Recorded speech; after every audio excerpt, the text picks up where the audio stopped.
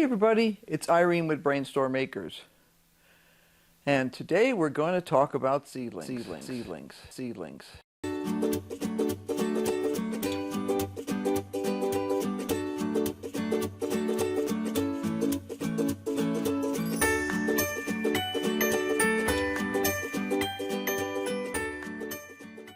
Now, if you've been following us for a while, you know that we have had some serious challenges with seedlings this spring. And that's really pretty unusual for us. We normally don't have much of a challenge. Our first batch that we tried was pretty much a 0. Our second batch that we tried was incredibly mediocre. And our third batch was a success. Now, it wasn't a totally over the top, oh my gosh, I can't believe success. But in comparison to the others, it was magnificent. Henry and I have been talking about this a lot. And I wanted to share what I did when this whole thing went down. Now, first of all, our spring has been crazy. The weather has been abysmal. It's either been cold or it's been 100 degrees. And very little in between. We've had high winds that have made it impossible to work outside comfortably. We've had all kinds of stuff going on in our lives that just seem to clog up things terribly. Everything from sick critters to, plagues of various bugs and rodents and everything else. But when it came to the seedlings, there were all the delays and things like that. Here comes Miss Isa. Would you like to go outside, Miss Isa? I would be happy having you go outside. She was sleeping over here. But when she heard me, she decided that it was time to get off of her box that she likes to sleep in by the window and come over and bug me. Hi. Would you like to go outside? It's not scary outside right now. The wind's a little breezy, but it's not too bad. Should we go outside? I think we should do that. Because I know we're going to be a pain in the patootie. Cat fur everywhere. Right, Jack? He says, that's right. It should be dog fur, not cat fur. Okay. So back to my theory of life. There is, if you've watched this for any length of time, you'll see me wear shirts that have various Latin sayings on them sometimes. And we're rather fond of Latin sayings. Not to say that the Romans had a monopoly on good sayings, but they have a bunch of them that make you think about things. And this is the saying that I would say applies perfectly to this situation. Post hoc ergo propter hoc. And what that means literally is after this, therefore because of this. And that's the way mythology starts. Now what I mean by that is somebody plants something next to another thing, and there are no bugs this year. And therefore, it must be that combination of plants that caused that to happen. Now, sometimes it really legitimately can be. For instance, we've had a big problem with rodents this year. What did they not eat? They did not eat my marigolds, or at least barely touch them, in comparison to everything else. They did not eat my black-eyed Susans. They don't seem to particularly care for bachelor buttons. But that's just because they don't like those things.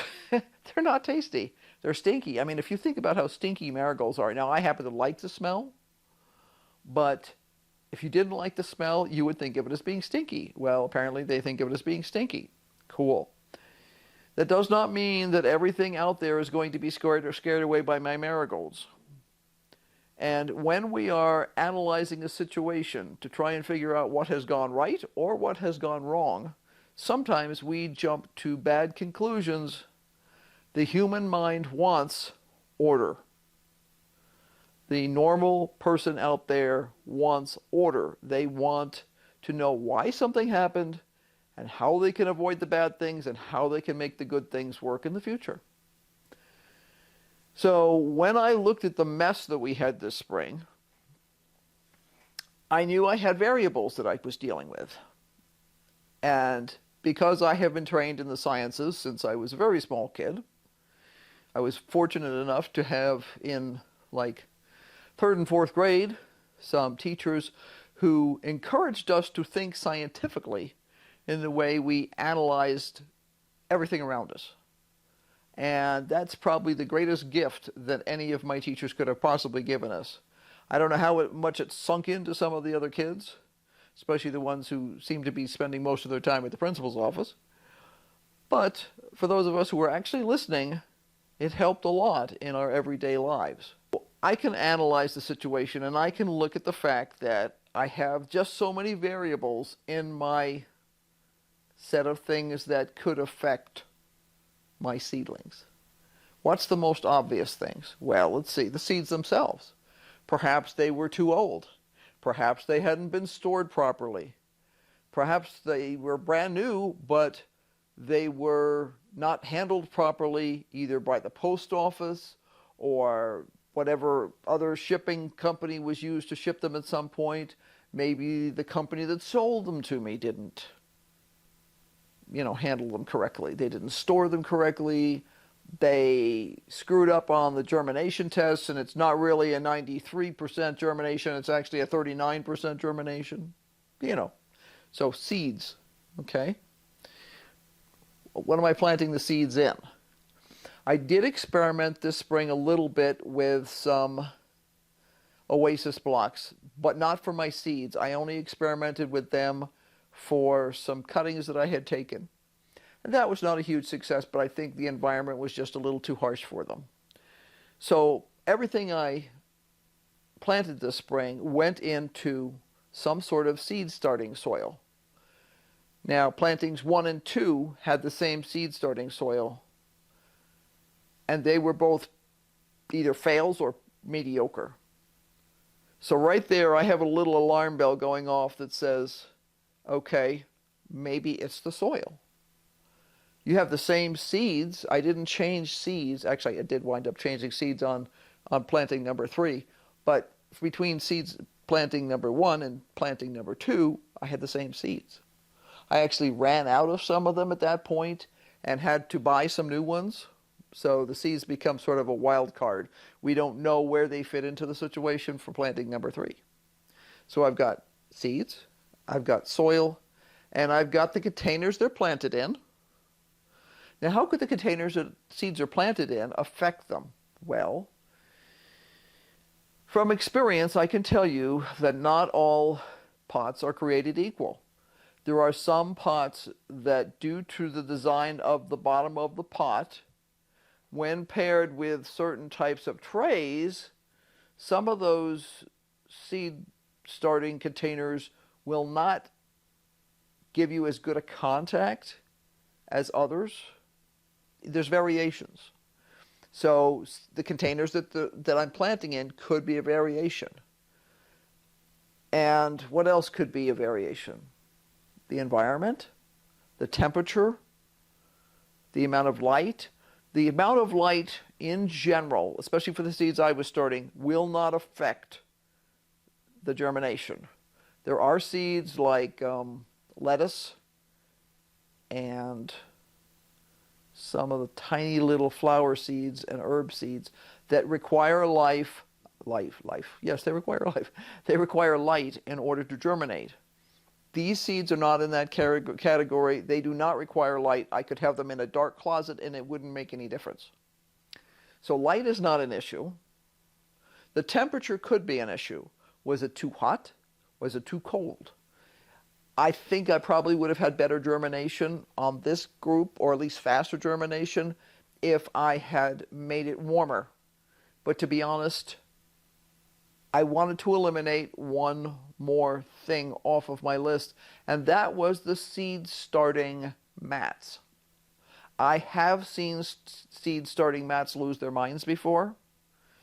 And when I say that, what I mean is they can get hotter than they're supposed to, or they'll tell you that they're the right temperature and they're not. So I wanted to eliminate that.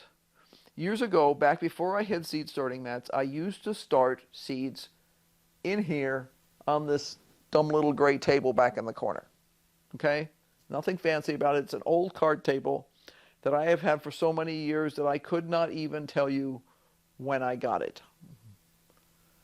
It was a really long time ago. My guessing is that table is probably 35, 40 years old. I actually have some new vinyl that I bought this year. I'm going to recover it because there's nothing wrong with the table. It's just that the vinyl has died from old age. And I have some much prettier than the gray turquoise vinyl that I'm going to put on. But not right this minute. I have other things to do.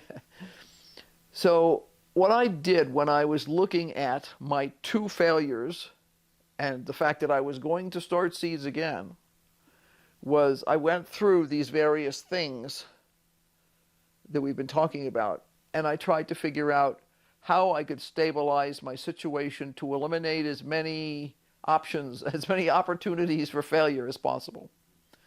So the first thing I did was I went back to old equipment.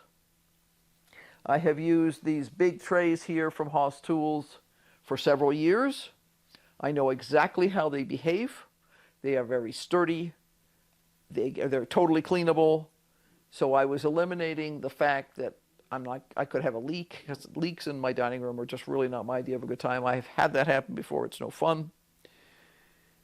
I also went back to some older style pots. Let me grab one here.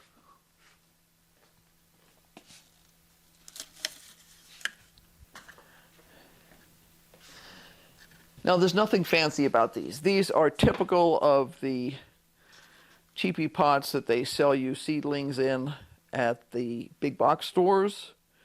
But they have 4 decent-sized holes in the bottom, which go slightly up the side and wrap through into the bottom a little bit so that you've got good access to water if there is water in a tray. For I think both my first and second, but definitely my second planting, I had used some new equipment.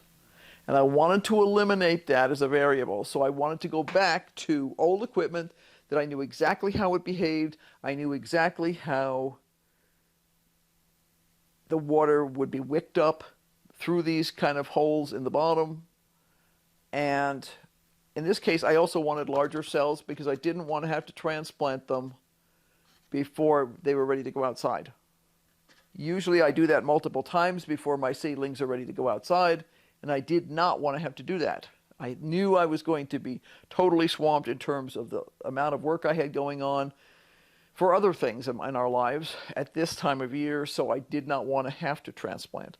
I wanted to be able to put them straight into the garden, or at least eliminate one of the stages in there. Now, the most important thing, other than the quality of the seeds, in some cases I did have to buy new seeds. So, you're crossing your fingers and hoping they are telling you the truth at the seed starting company. Was the dirt. And I noted that when I was using the seed starting soil that I had before, which I have used for a couple of years with great success, all of a sudden the last container or 2 that I got were hydrophobic. I mean, really horribly hydrophobic. And what I mean by hydrophobic is it means exactly what the word says, hydro, water, phobic. It actually repels the water. And no matter how hard I worked at it, usually if I'm planning ahead, I will literally dump a couple of cups of water into a container the night before with the soil and let it sit overnight so that I know the soil is thoroughly moisturized before I go to use it. Because this is bagged soil, so it's a very controlled environment. I did that. It made almost no difference. It was as if you had baked this stuff in an oven that was beyond the temperature of the sun, and you just now could not get any moisture into it. And the other things that I started in it, the flower seeds and stuff, I had the worst time of my life trying to get that soil wet enough so that the flower seeds could start. So when it came to try number 3, and I did finally manage to get a lot of the flower seeds to start, but my germination rate was way lower than usual. When it came to try number 3 for my vegetables, I was going to be darned if I was going to use that soil again. So I got a different soil. Let's see, I still have the bag over here. I do.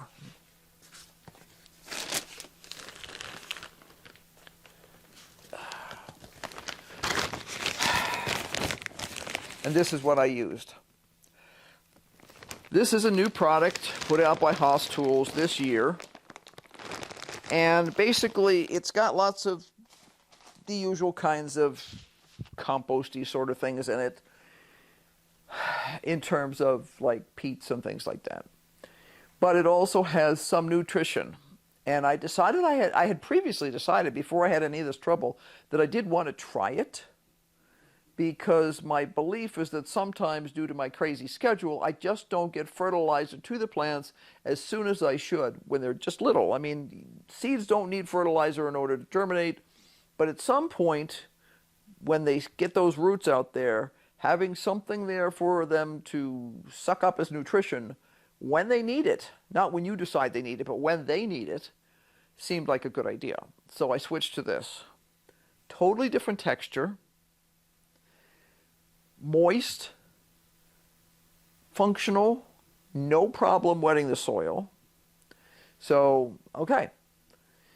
Now recently, in fact just this past week, we had a friend who made the announcement on his YouTube channel that he had gotten contaminated soil. Steve from Digwell Green Fingers in the UK wound up with the British equivalent of Grazon in his compost. It was a compost bag that he bought at a big box store somewhere.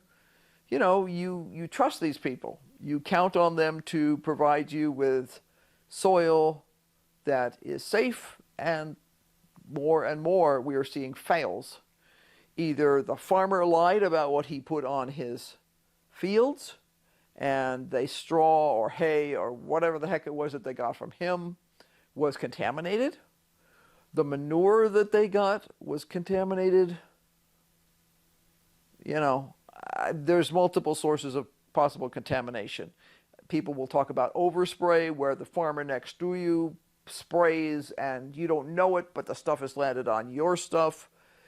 And then you harvest and that stuff is contaminated. As far as I'm concerned, if these companies are going to sell you soil, they should be testing it for certain chemicals that are known to be a problem. Can you test it yourself? Yes.